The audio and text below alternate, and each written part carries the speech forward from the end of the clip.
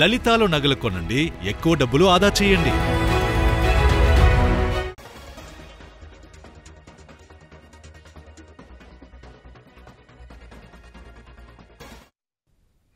ఐబొమ్మ రవికి police custody ముగిసింది. నేడు అతని బెయిల్పై కోర్టులో విచారణ జరగనుంది. ఈ కేసులో కోర్టు ఎలాంటి నిర్ణయాన్ని ప్రకటిస్తుందోనని ఉత్కంఠంగా మారింది.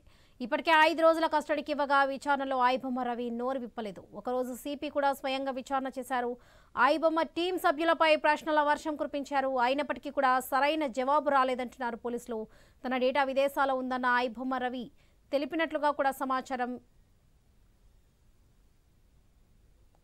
ఇదే విషయానికి సంబంధించి పూర్తి అప్డేట్స్ మా ప్రతినిధి ప్రవీణ్ అందిస్తారు. ప్రవీణ్, అయితే వరలక్ష్మి మొత్తం టోల్గా చూసుకుంటే గనక ఐబొమ్మ నిర్వాహకుడైనటువంటి ఇమ్ముడి రవిని పోలీసులు అదుపులోకి తీసుకున్నారు. అదుపులోకి తీసుకున్న తర్వాత అయితే నాంపల్లి కోర్టులో కస్టడీ పిటిషన్ కూడా దాఖలు చేశారు. 5 రోజుల కస్టడీకి విధిస్తూ నాంపల్లి కోర్టు ఆదేశాలు జారీ చేసిన నేపథ్యంలో నిన్నటితో మొత్తంగా కూడా 5 రోజుల కస్టడీ ముగిసింది. 5 రోజుల కస్టడీలో మొత్తంగా కూడా అయితే ఆర్థిక లావాదేవీలు, ఆ యొక్క డొమైన్లు, సర్వర్లను గురించి ఆ మొత్తం టెక్నికల్ అంశాలని అన్ని కూడా ఆ రవి నుండి రాబట్టే ప్రయత్నం చేశారు. కొన్ని దానికి ఆన్సర్ కూడా చెప్పడం లేదు. కొన్ని దానికి ఆ యొక్క సర్వర్లు కానీ దానికి సంబంధించినటువంటి ఏవైతే ఆ డొమైన్లకు సంబంధించిన సమాచారం కానీ పాస్వర్డ్లు కానీ తనకు తెలియదు, మర్చిపోయాను అంటూ కూడా చెప్పడం జరిగింది. అదే విధంగా చూసుకుంటే కనుక అయితే ఆర్థిక లావాదేవీలతో కూడుకున్నదే ఉంది కాబట్టి దాంట్లో ఈ యొక్క గేమింగ్ యాప్స్ ను కూడా ప్రమోట్ చేయడం ద్వారా సిఐడి కూడా ఎంటర్ అయిన విషయం తెలిసింది. అయితే ఈ రోజు 5 రోజుల కస్టడీ అనంతరం ఈ రోజు నాంపల్లి కోర్టులో రవి బెయిల్ పిటిషన్ పైన వాదనలు అయితే కొనసాగనున్నాయి. అయితే ఇప్పటికే రవి పైన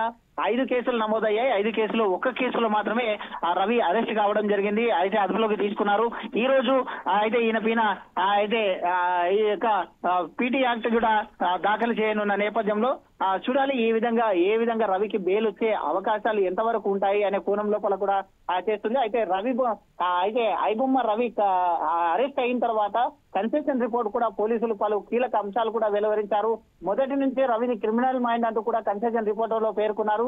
స్నేహితుడి గుర్తింపు కార్డులతో సహా పలు మోసాలకు కూడా అయితే పాల్పడ్డాడంటూ కూడా చెప్తున్నారు. ఐబొమ్మ రవిని సైతం కూడా విచారణ చేశాము, భార్య పిల్లలను చిత్రహింసలు పెట్టేవాడంటూ కూడా రవిది మొదటి నుంచే క్రిమినల్ మైండ్ అంటూ కూడా పోలీసులు కన్సెషన్ రిపోర్ట్ లో ప్రస్తావించడం జరిగింది. రవి ప్రవర్తన నచ్చకే అలా ఆయన యొక్క భార్య విడాకులు తీసుకుందంటూ కూడా చెప్పడం జరిగింది.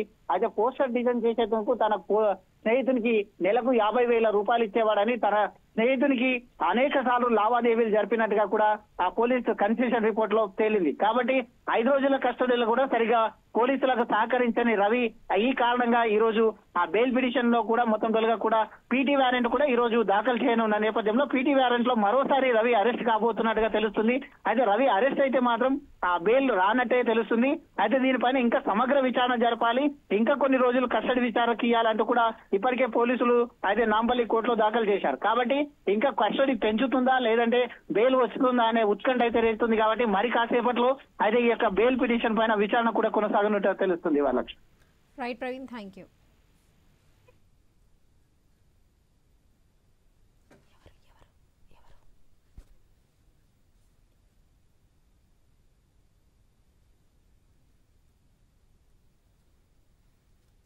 ఐబొమ్మ రవికి పోలీస్ కస్టడీ ముగిసింది. నేడు అతని బెయిల్ పై కోర్టులో విచారణ జరగనుంది. ఇదే విషయానికి సంబంధించి మనతో మాట్లాడడానికి హైకోర్టు అడ్వకేట్ సత్యనారాయణ మనతో పాటు లైన్ లో ఉన్నారు. సార్ నమస్తే అండి.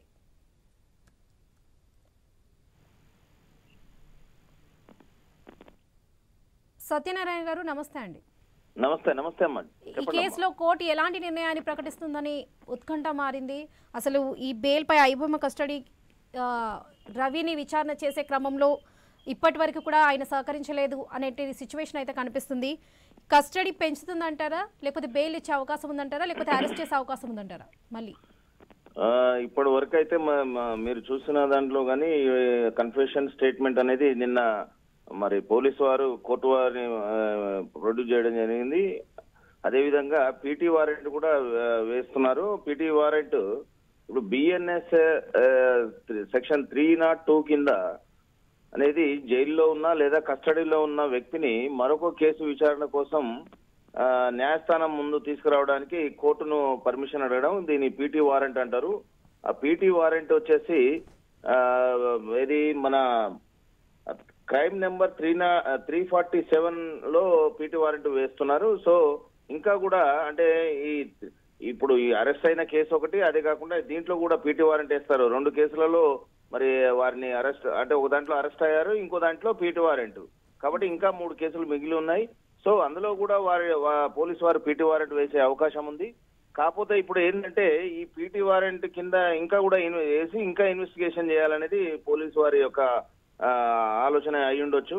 ఇప్పటి వరకు ఏదైతే ఇన్వెస్టిగేషన్ చేశారో అది సరిపోవట్లేదు. అందులో ఇంకోటి ఏంటంటే మనం చూసాం గతంలో కూడా ఈ సినీ నిర్మాతలు ఏదైతే వేరే వేరే వారుగా 3-4 కేసులు వేశారు కాబట్టి ఆ కేసులలో వారిని రిమాండ్ చేస్తా ఉన్నారు. ఈ రోజు బెయిల్ ఆర్గ్యుమెంట్ ఉన్నదమ్మా. బెయిల్ ఆర్గ్యుమెంట్ అంటే పీపీ గారు కౌంటర్ వేయాలి. ఏదైతే వాళ్ళు ఇది వరకు అరెస్ట్ చేసినారో ఆ కేసులో మన బెయిల్ ఆర్గ్యుమెంట్ ఉంటుంది. ఆ బెయిల్ ఆర్గ్యుమెంట్ లో పోలీసు వారి తరఫున కౌంటర్ వేయాలి. ఆ కౌంటర్ వేసిన తర్వాత ఆర్గ్యుమెంట్ ఉంటుంది. నాకు తెలిసినంత వరకు బెయిల్ రాకపోవచ్చనే నేను భావిస్తా ఉన్నాను. ఒకవేళ బెయిల్ వచ్చినా గానీ అతను బయటకు వచ్చే పరిస్థితి లేదు. ఎందుకంటే పీటీ వారెంట్ ఖచ్చితంగా కోర్టు ఆమోదిస్తుంది. ఆ కేసులో అంటే క్రైమ్ నెంబర్ 347 లో మళ్ళీ అరెస్ట్ చూపించి ఇన్వెస్టిగేషన్ కి మళ్ళీ పోలీస్ కస్టడీ అడిగే అవకాశం ఉంటదమ్మా. సార్, ఏదైతే ఐబొమ్మ టీం సభ్యులపై ప్రశ్నల వర్షం ఇప్పటివరకు అయితే కురిపించారో అయినప్పటికీ కూడా సరైన జవాబు అయితే రాలేదంటున్నారు పోలీసులు. మరి ఇవాళ అతని బెయిల్ మంజూరుపై పలు అనుమానాలు కూడా వ్యక్తమవుతున్నాయి. ఇప్పటివరకు సహకరించలేదు. మరి ఇవాళ ఇన్వెస్ట్ చేసే క్రమంలో ఆయన దగ్గర నుండి ఏమైనా డాక్యుమెంట్స్ లభ్యమయ్యే అవకాశాలు ఉన్నాయంటారా?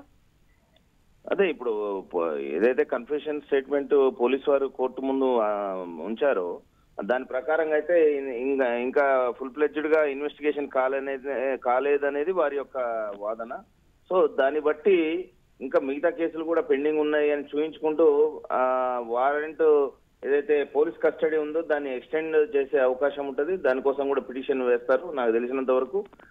లేదు అనుకుంటే ఈ పీటీ వారెంట్ ఏదైతే క్రైమ్ నెంబర్ 347 ఉందో దాంట్లో ఆ పీటీ వారెంట్ లో మాత్రం ఖచ్చితంగా వారిని అరెస్ట్ చూపించి మళ్ళీ ప్రొడ్యూస్ చేసి ఇన్వెస్టిగేషన్ కు అవసరం ఉంటది. కాబట్టి మళ్ళీ అందులో కూడా ఆ కేసులో కూడా వారు పోలీస్ కస్టడీ అడిగే అవకాశం ఉంటది. కాకపోతే ఇప్పటి వరకు మనం చూస్తా ఉన్నాం మీడియా కథనాలలో గానీ న్యూస్లలో గానీ చూస్తా ఉన్నాం సహకరించలేదనేది చూస్తా ఉన్నాం. అది సహకరించకపోయినా ఆ కన్ఫెషన్ అనేది ఇప్పుడు కోర్టు వారి ముందు పోలీసు వారి ముందు ఇచ్చిన కన్ఫెషన్ అనేది రేపు ట్రయల్లో నిలబడదు. కాబట్టి సో దాన్ని బలోపేతం చేయడానికి వారు పూర్తి ఎవిడెన్స్లు అంటే డాక్యుమెంట్ ఎవిడెన్సే గానీ మెటీరియల్ ఎవిడెన్సే గానీ పూర్తిగా వారు పోలీసు వారు సేకరించాల్సిన అవసరం ఉంటది. కాబట్టి ఇంకా లోతైన ఇన్వెస్టిగేషన్ జరగాలనేది ప్రభుత్వ వాదన, పోలీసు వారి సైబర్ క్రైమ్స్ వారి వాదన ఉండొచ్చు. ఏదేమైనప్పటికీ ఈ రోజు ఒక పీపీ గారు అంటే పబ్లిక్ ప్రాసిక్యూటర్ గారి వాదనను బట్టి బెయిల్ అనేది డిపెండ్ అయి ఉంటది. రైట్ సత్యనారాయణ గారు, థ్యాంక్ యూ అండి. Thank you so much.